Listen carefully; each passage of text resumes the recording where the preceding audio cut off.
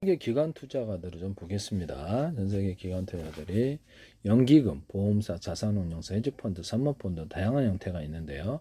블랙락과 같은 거대 자산운용사가 있고 주식, 채권, 부동산, 대체 투자, 다양한 자산에 투자한다. 글로벌 시장의 방향을 이끌고 최근에는 ESG, 환경사회 지배구조 및 기후변화, 가상자산. 근데 이 블랙락의 주요 주주에 대해서 우리는 저는 모르죠. 그래서 이렇게 참 희한한 것이 있을 수도 있겠다.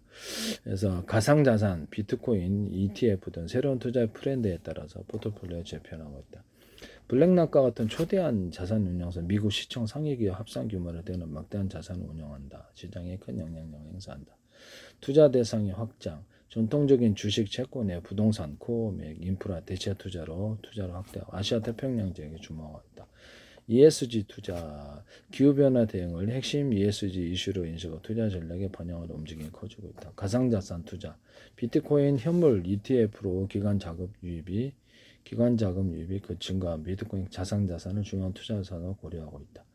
그래서 시장 이렇게 글로벌 기관 투자가는 포트폴리오 제조 등에 적극적으로 나서고 있다. 연기금은 국민연금도 있고 우리는 노래국 부펀드 장기적 관점 안정적인 수익을 줘. 자산운용사는 블랙락, 뱅가드 등의 ETF 시장을 선도한다. 보험사 및 은행은 보험사, 은행 이게 거대한 자금으로 시장에 참여합니다. 중국 자금을 생각해야 돼. 헤지펀드, 사모펀드 이런 게 있고 고수익을 추구하고 다양한 전략을 구사한다. 이렇게 나와 있습니다. 이거를 대략적으로만 알아놓고 이렇게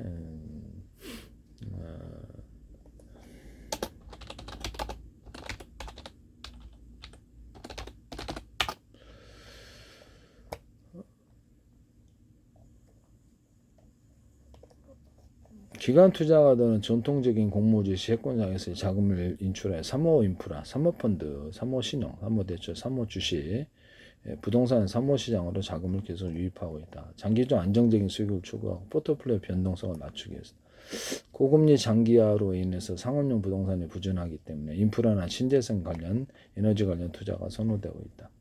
기술주 및 AI 집중 투자. 인공지능은 더 이상 특정 성장 동안 자본이 움직이는 방향 자체를 바꾸고 있다.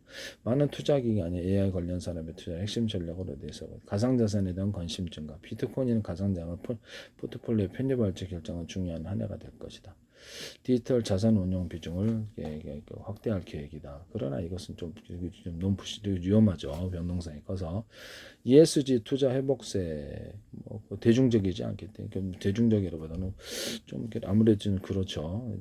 받아줄 주체, 팔았을 때 받아줄 주체에 대해서 생각을 해야 되죠. 글로벌 ESG 환경사회 지배구조 투자금은 한때 감소하기 최근 다시 회복세에 접어들고 있다. 이게 과연 광범위한 참여를 하고 있는가라는 문제죠. 지정학적 리스크 및 시장 변동성 고려.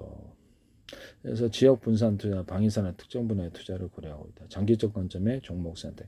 해대 자산 운용사 블랙록, 과거 경제법칙이 더 이상 유효하지 않다고 장기적인 예측보다는 미래에 주도한 거대한 힘에 주고한 장기 투자를 강조한다. 전통 자산의 새로운 투자처를 발굴하고 위험부산은 포트폴리오 다각화에 주력하고 있다. 이렇게 나와 있습니다.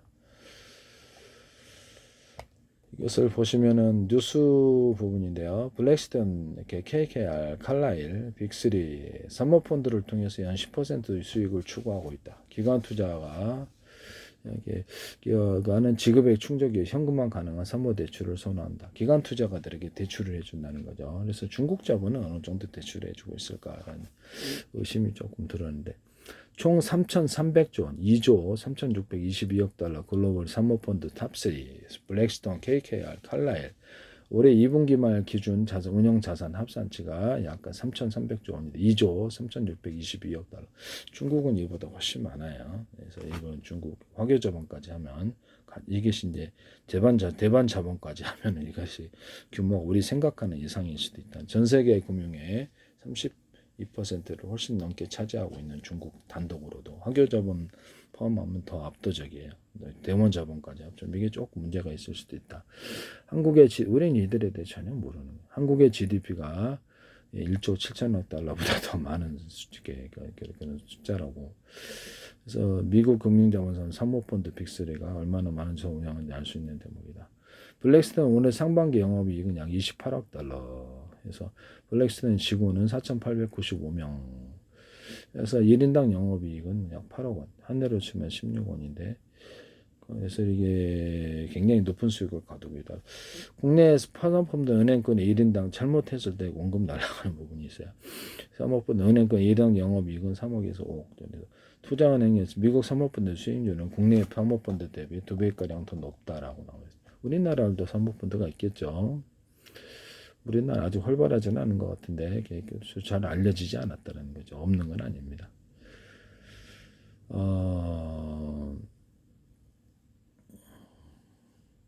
공격적인 기업 M&A에서 보수적 사모대출 투자로 이렇게 사모주식, 기업을 사고 파는 바이어드 펀드와 기업의 소수 지분에 투자해서 성장 과실을 누리는 그로스 펀드 등이 이에 해당된다.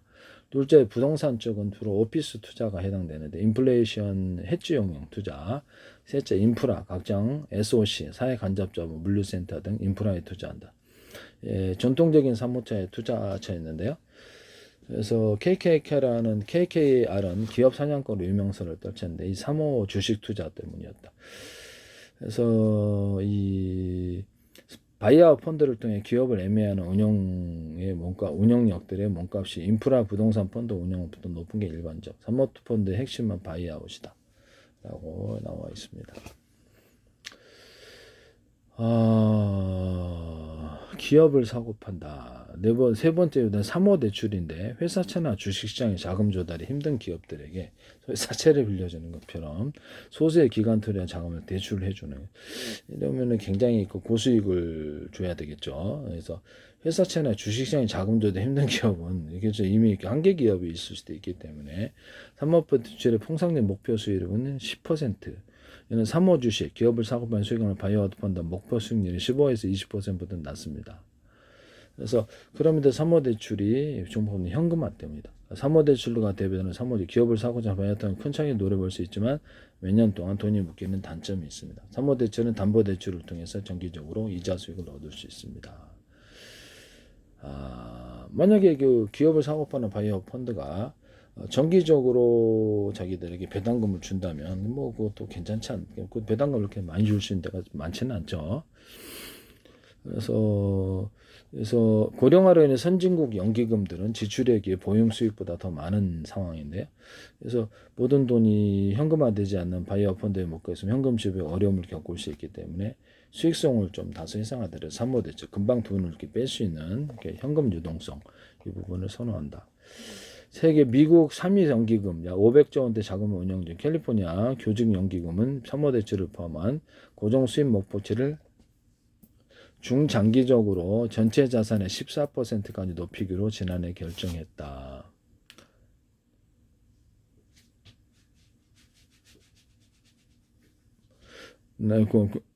국민연금, 교직원 공제, 사학연금, 국내 기관타 이에 맞춰서 사모대출 비중을 높이겠다고. 우리나라는 국민연금, 교직원 공제, 사학연금 등이 있네요. 국내 기관타인데 비공식적인 사모펀드도 있겠죠. 그래서 고금리도 이 같은 결정에 영향을 미쳤다. 연평균 수익률 목표치가 15에서 20%라는 바이아웃 펀드는 대규모 차입을 통해서 기업을 인수하고 수년 후에 매각해 초과 수익을 추구한다.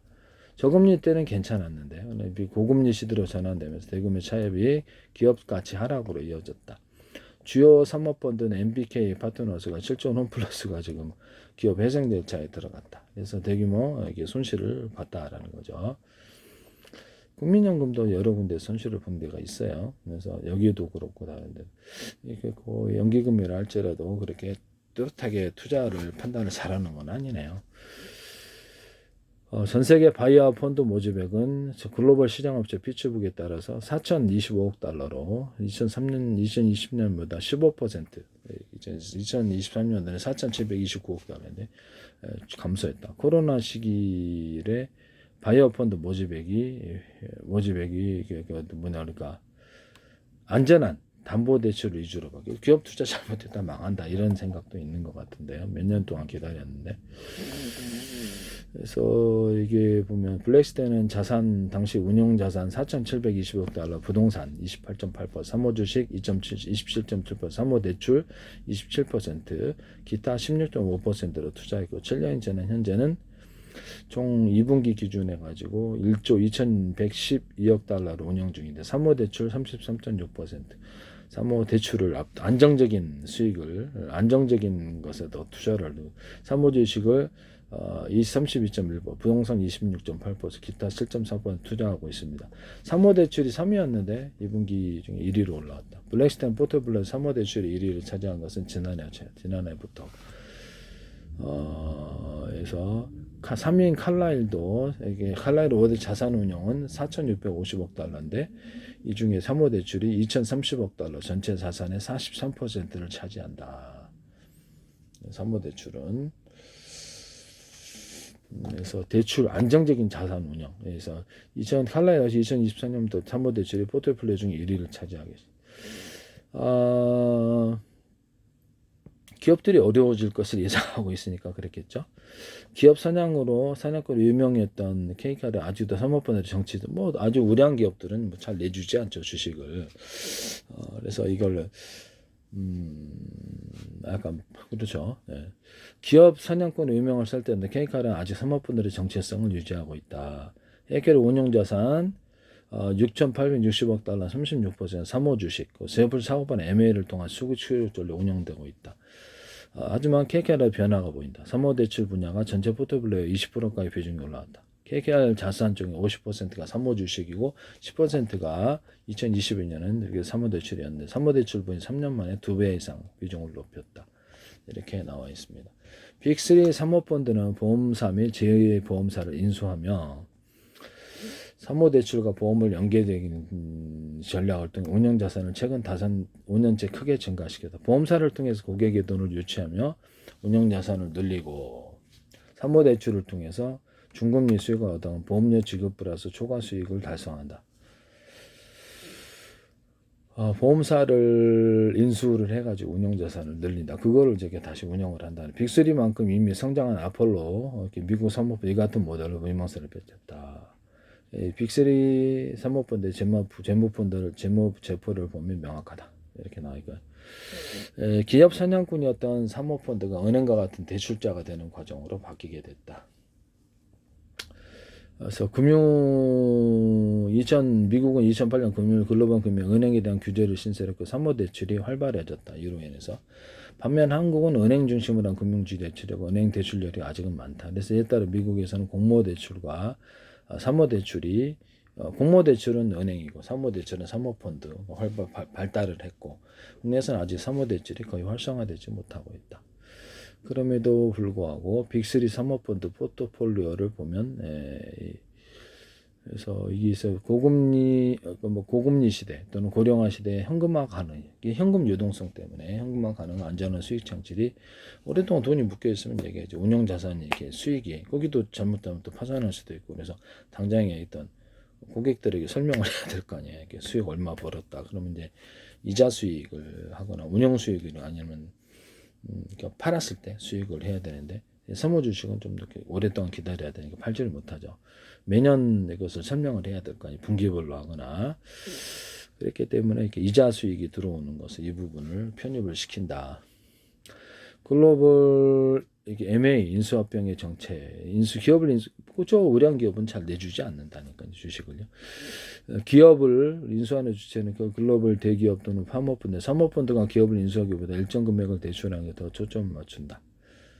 그래서 글로벌 M&A 규모는 2021년 초저금리 시대 때는 그렇죠. 저금리 때는 그냥 확 빌려갖고 투자하는 사람이 5조 달러 이랬다가 2024년 2조 달러 후반에 머물고 있다. 글로벌 인수합병 시장이 상당히 줄어들고 있는 거죠. 그래서 국내에서도 기금 고갈 문제 때문에 사모대출을 선호하고 그래서 이런 부분을 국민연금, 교원공제, 교재금 경제, 사학연금 이런 주요 기관들한테 대부분 사모대출을 비중을 높이고 해당 출자를 늘리고 국민연금이 사모대출을 3,500원을 출자한 것이 국내의 첫 신호탄이 됐다. 사모크레딧, 교원공제도 올 7,000억 규모의 사모펀드에 출자했는데 이 중 사모대출 분야가 포함되었다. 이렇게 나오네요. 국민연금이 공무원연금은 지금 적자가 지속되고 있고요. 군인연금도 적자가 지속되고 고용보험, 산재보험은 흑자로 유지하고 있고 또 그다음에 적자 지수에서 이런 부분을 말씀을 드립니다. 네네. 현금을 정기적으로 수령할 수 있는 투자 자산관에 대한 관심이 높아지고 있다. 그래서 고갈 이슈가 있는 기간일수록 지급액이 갈수록 늘어나게 돼 현금화 가능한 자산군을 더 선호하게 된다. 그래서 그 공무원연금과 군인연금 이미 적자가 전환됐고 사학연금은 2020년 적자 전환, 사학연금 2060년 적자 전환, 국민연금은 2048년 적자 전환이 예상된다. 그래서 공격적인 수익률을 결국 적자 전환됐다도 지급을 많이 고령화로 지급을 돈 많이 해야 되면은 현금화, 현금 유동성이 더 중요한 거예요. 그래서 고정적인 자산이 오랫동안 투자할 수 있는 여력이 안 됩니다. 주식을 인수하려면 몇 년 정도 걸리거나 그래서 잘못됐다면 손해도 많이 볼 수 있는 부분인데요. 지출액이 수입액보다 많아지는 상황이어서 장기간 돈을 묶어놓기가 어렵다. 바로바로 현금화 가능한 자산 이런 부분. 그래서 국내 바이아웃 펀드는 앞으로 자금 모집에 어려움을 겪을 것이다. 기관 투자가 바이아웃 펀드 출자 비중을 줄이고 있다. 가장 큰 선 국민연금 매년 상반기 1조 원 내 바이아웃 펀드를 출자했지만 올해는 바이아웃 블라인드 펀드 모집을 아직 공고하지 않고 있다. 그래서 기관 투자가들이 사모대출을 선호를 하고 고령화 고금리 때문에 바이아웃 이렇게 기업을 사는 펀드 출자를 줄였다. 그래서 이미 투자 여력이 있는 사모펀드 그러지만 출자받지 못하는 부익부 빈익비 현상이 발생할 것이다. 그래도 이런 부분을 말씀을 드립니다. M&A 시장이 그만큼 자금이 대폭적으로 줄었다라는 거죠. 실제로 국내 M&A 시장 2011 연간 70조 원 거래 규모를 기록한 이후 연간 30조 원 시장 규모가 반토막 났다. 이렇게 나오네요. 이거 대략적으로 알고 천천히 전 세계 금융을 어떻게 움직이는지 이 부분에 대해서 알아보겠습니다.